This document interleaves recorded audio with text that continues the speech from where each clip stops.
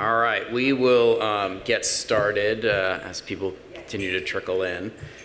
So welcome to our session here, entry level on K Awards, basically discussing why to apply and how some steps to help you succeed. We have 5 panelists today. None have any disclosures related to this, and we're going to introduce ourselves in just a moment here.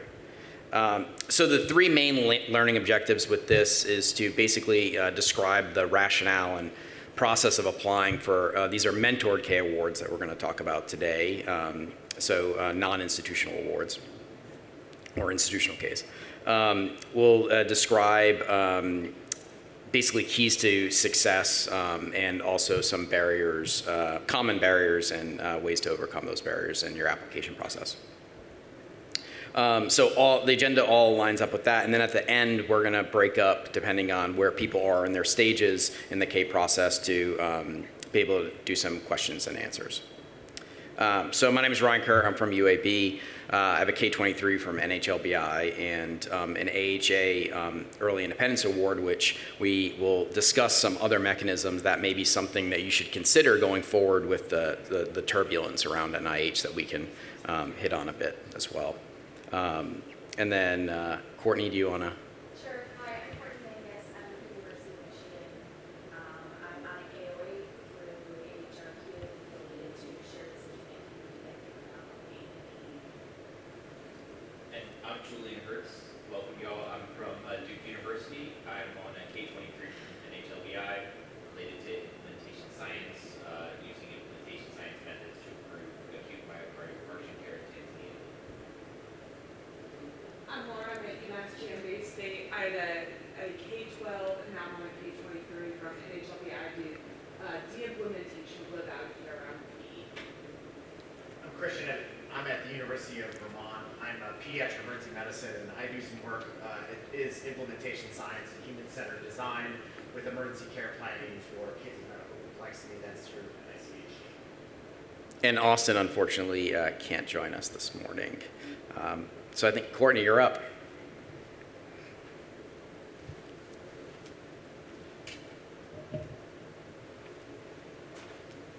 All right, so I'm going to get us started with just the basics. What is a K Award? This is a career development award, which is usually a 3 to 5 year non-renewable grant that gives you protected time and some financial support to really develop yourself as a clinician scientist. It's an investment in you. So the award stipulates that 75% of your time will be spent on your research and career development activities. The remaining 25% of your time is for your clinical, admin, didactics, whatever your institution expects of you. The goal with the training is for you to develop additional skills or training and research methods, whatever it is you need to become a successful independent investigator at the end of the 3 to 5 year award term. How to get started. You all are here. This is a good first or intermediate step. Thinking about your research question or questions is great. As soon as you can, keeping a log or notebook of things that interest you, things that bother you, things you want to improve, because ultimately you're going to have to develop a proposal that can fill 3 to 5 years of your time as an investigative question. So start thinking about that. That's great. Talk to K awardees. We here are here to answer your questions and hopefully give you advice, help you learn from our paths and our errors as we've gone along. But that's really invaluable. Christian and Elizabeth, who's here, were successful prior to my attempt, and tremendous support and good resources. So find some buddies, find some people who've done it before you, because that's going to help you a lot. Also, just starting to look at the funding opportunities. Obviously, the funding landscape has changed to some extent, and so starting to look at the NIH website or AHRQ to get a sense of the timeline, the application process, and what that looks like. It's never too early to start looking at those announcements. The last thing is really important, ensuring that you have institutional support. So as you can imagine, it is a bit of a commitment and a sacrifice for your department to guarantee that you're going to have 75% protected time. The award is financially generous, but it is not going to cover your full salary for 5 years. And so your department is going to take a hit in that way. But again, they're investing in you. They want you to become successful and become independent and funded in the future. So they will take a hit on the front end to ensure your success down the road. To that effect, though, part of your application is a letter from your chair at your institution saying, we are 100% behind this candidate, we are going to support them, and we can commit to their 75% buy-down time. So for many departments, this is like a great thing and a prestigious thing, but it also is a big commitment. So talk to your chair early and make sure that this is going to be feasible for them.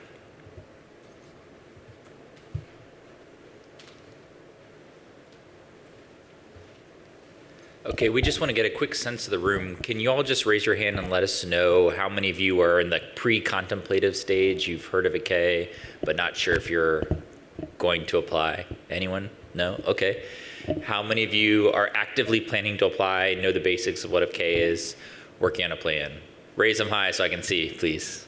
Okay, looks like we have about 4 in that category. How many of you have actively started the process, started writing? 1. Okay. How many of you have submitted or resubmitting or somewhere else in the process? Looks like we have 2. Okay, there's a few people who didn't raise their hands. Anything else? Okay, amazing. Chair supporting. Great. Thank you. Yay. Anyone else would like to share where they are in their journey? All right. Okay, we won't force people to participate. I just have one more slide, and that's just to emphasize the point that persistence pays off. So if you didn't know, most people do not get funded the first time they apply for a K. In fact, the vast majority of people who get a K get rejected the first time and have to revise and resubmit. Sometimes people have to revise and resubmit multiple times. Along the way, you're going to have lots of failures that are a normal part of the process. You're going to be applying for maybe smaller grants to try to get preliminary data, and you should expect not to receive all of those grants. Most people who are applying for K are used to being very successful, and so rejection is super hard, but a really, really normal part of the process. And if you take one thing away from this session, it's we don't want you to be discouraged by failures, because all of us have experienced plenty of failures in our journey. All right. Lauren. So a big part of the K is it's a mentored career development award, and one of the main things that you need is a mentor and a team of mentors. And when I stepped into this personally, I went up to somebody and I was like, I think you'd be a great mentor. You're smart, you're somebody I admire, you've published, you have a K. And they're like, no. Like, you need somebody that has R01 level funding, who has a successful track record of mentoring people. And at our institution in emergency medicine, that wasn't something that like I had readily available right there, like an R01 level, like multiple R01s, et cetera. And I learned that it didn't have to be somebody in emergency medicine, which was like really cool. My mentor is a very prolific, well-funded person at my institution who's a hospitalist, which like is actually really good, because pulmonary embolism, like what happens when they're diagnosed? Like often they're admitted and things like that. And so we could establish some of those track records of publication and working together and create like other ways of thinking about the problem, which has made me a better scientist, which has generated like other avenues of thinking. So sometimes when you're building your mentorship team, it's not just about like looking within emergency medicine. I think emergency care research is growing, and a lot of people now are very successful, well-funded, have established that. But even thinking about like sometimes it really does help your mentorship team to look outside of emergency medicine and build your team that way. a primary mentor needs to be at your shop, because that is the person that really is going to be invested in you. It's somebody that needs to have the time to meet with you to really make you better. But again, it doesn't have to be somebody in your emergency department. It could be somebody at your institution if maybe that's not readily available, if somebody doesn't have the bandwidth sort of in your department. So I would encourage you to look for non-EM mentors. Emergency medicine mentors are great. Sometimes, you can see somebody and they're like on the cusp of becoming like ready, like you're just gonna pounce when they get their R01 or whatever, but not that I've ever done that. But think outside the box. If your primary mentor is here, maybe they're not in emergency medicine, you will need an emergency medicine mentor. You'll need somebody who is maybe an implementation science mentor or to whatever you're interested in that's going to complement your team to build you. Because again, they're looking, how is this person going to become a well-rounded independent investigator and making the case for why this team you've assembled is going to help you get to whatever kind of scientist it is that you're going to become. So when you're piecing together that team, just think about, okay, I've got one person at my institution that's insanely well qualified. How do I complement it to sell it as I'm going to be a really great independent EM-funded investigator in whatever line of reasoning you sell.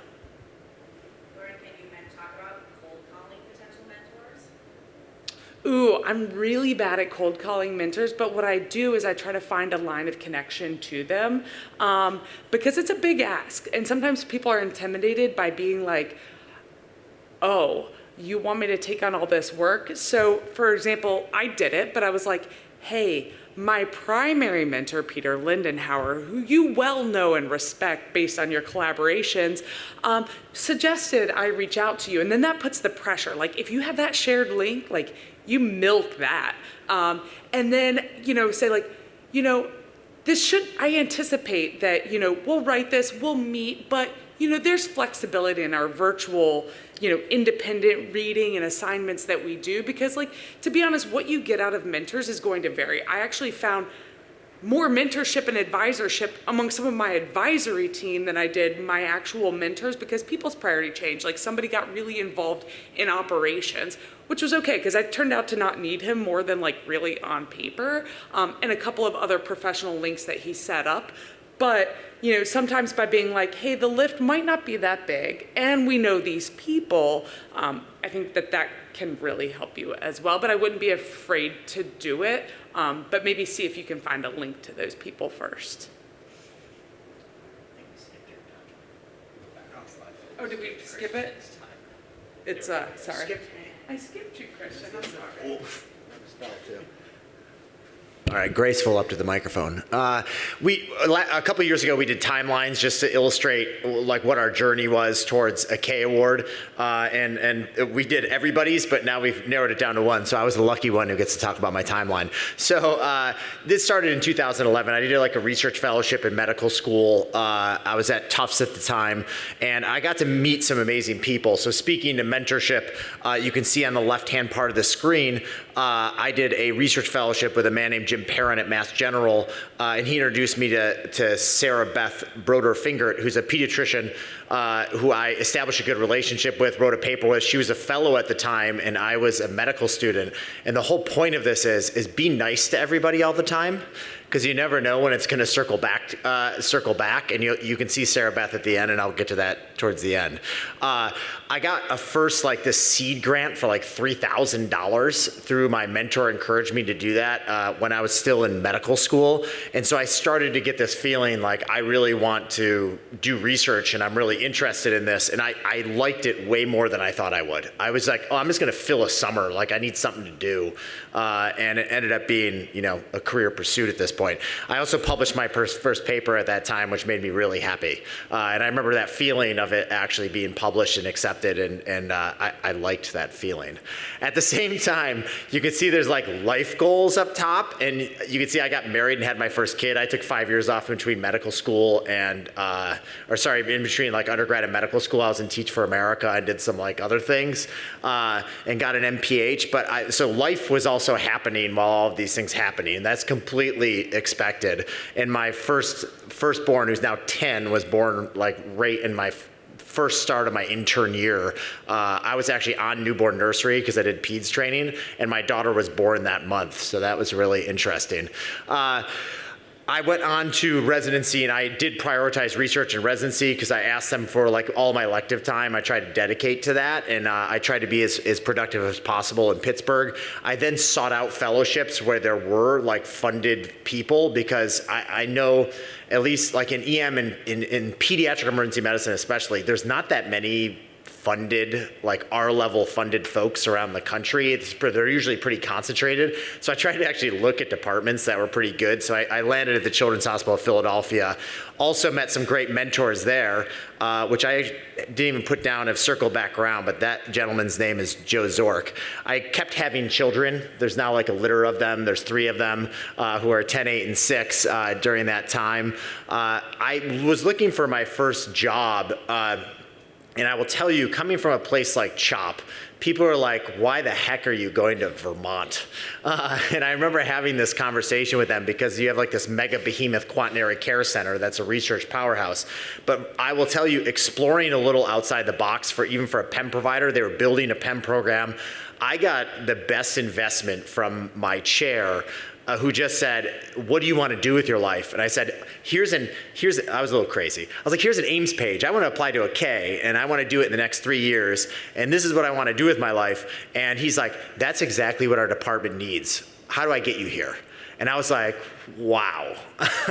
It really, when your priorities align with somebody who's going to like eventually give you a job, like I think that's an ideal situation, and they've supported me a ton there. And like Lauren, my mentor is actually an adult palm crit care doctor.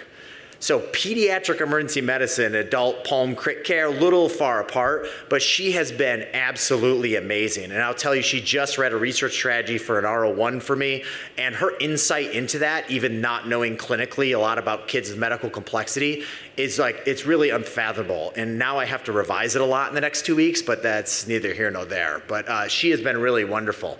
So Sarah Beth, the reason why she circled back around is because I contacted her 10 years later when I saw that she got implementation science training. She is my mentor on my K for implementation science. And I did cold call her. I was like, oh, Sarah Beth, I saw you're an implementation scientist now. Like, what the heck happened? And then she told me, and I'm like, by the way, do you want to be my K mentor for this?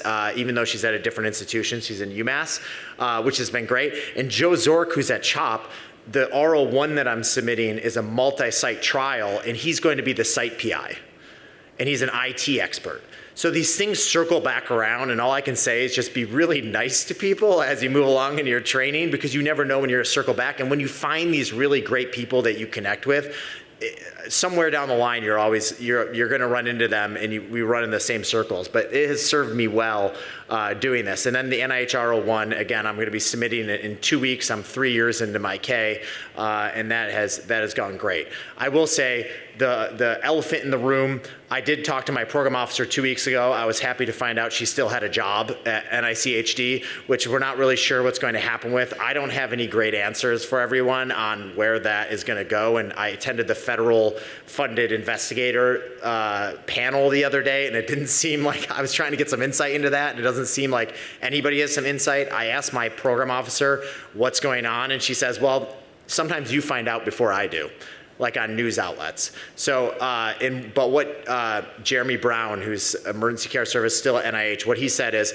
do not be discouraged by this. Research will be there. We will push on. The budget might get cut. Things might get tighter, but that's not a reason to stop. It's not a reason not to apply. So I would encourage you guys to still push on, and that's what I'm going to do, because I don't really see another choice, and this is what I want to do with my life. Sorry if that was a little long-winded. We'll keep moving on. I think that is probably a good segue just to hit very briefly on some alternatives. So everything that we've been talking about today are individual mentored awards. And so there are 4 mechanisms in sort of the alphabet soup. The K08 and K23 are the most common that you'll see folks, especially if you work clinically. K01 and K99 are also in the 4. But predominantly you're going to want to look at the K08 and K23. There are institutional K awards. This is like the KL2 or the K12. People call these sometimes like the baby Ks. This is advantageous because these funds are awarded to the institution, and so then you're applying within your institution or a consortium, so just a smaller pool. The downside is it's usually just like 2 or 3 years of funding, and actually all of these mechanisms, I believe, cap at max, I think 3 years. But you can look at other things, especially maybe to weather the storm at this time. Look at SAEM has a research training grant. EMF has a career development award. American Heart has a CDA, plus they now have a number of other mechanisms that are similar to CDAs with just different names. Not as much funding, but something that it could still support your time. And then as far as I know, Doris Duke still has their Career Development Award, so it's something to consider. I will mention this is where Austin was going to take over, but this is an important link. So if you want to see examples of what of successful K awards, this is the QR code there, and I think we're actually due to update that. So in the next day or two, we hopefully will have a few more examples in there. The key, I think, really is to seeing what the formula is. My strategy, so I do resuscitation science, I searched through NIH Reporter, found the last 14 cardiac arrest researchers that were funded, and I emailed all of them, and 9 out of the 14 I had never met before. Of those, it was something like 8 or 9 sent me their K award. So I had the roadmap, and that ended up being really, really successful for me. So to kind of see the themes and how people arrange their career development plans as their research strategies, and sort of kind of mimic the sort of the grantsmanship of those, I think is really important. So please grab that. We were going to break out into 4 groups, but I think maybe 3 groups based on the poll. Maybe we skip group 1. What do you guys think? Yeah? Okay. So what we'll do is maybe we'll have group 2 over here on my right, your left, in the front, and that will be sort of you're thinking about about the basics of the process, but sort of thinking about applying. The next group may be out in the back left corner. We'll have you started the process, but you have not submitted yet. And maybe up front here, we'll have you've already submitted and you're waiting for feedback or ready to respond.